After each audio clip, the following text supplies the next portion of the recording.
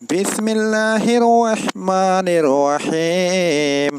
صحیح بخاری کتاب بدءالوحی اردو حدیث number 4۔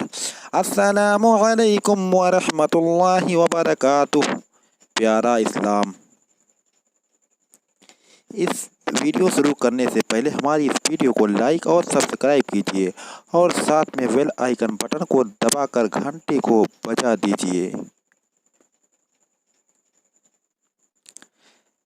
Subscribe to my channel.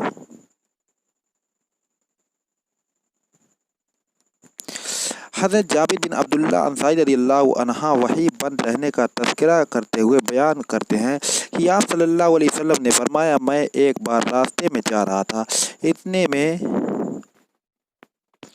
میں نے آسمان سے ایک آواز سنی، آنکھ اٹھا کر اوپر دیکھا تو کیا دیکھتا ہوں، وہی فرشتہ جو غار حراء میں میرے پاس آیا تھا۔ آسمان اور زمین کے درمیان ایک کرسی پر بیٹھا ہے۔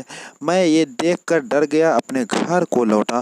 میں نے گھر والوں سے کہا، مجھ کو کپڑا اوڑھا دو۔ تب اللہ تعالیٰ نے آیتیں اتاری، اے کپڑا اوڑھنے والے اٹھ، لوگوں کو ڈرا اس آیت تک اور پاک صاف رہ۔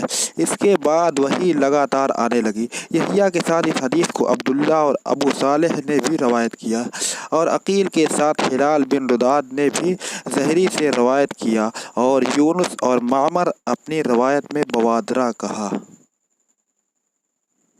فقط والسلام علیکم ورحمۃ اللہ وبرکاتہ۔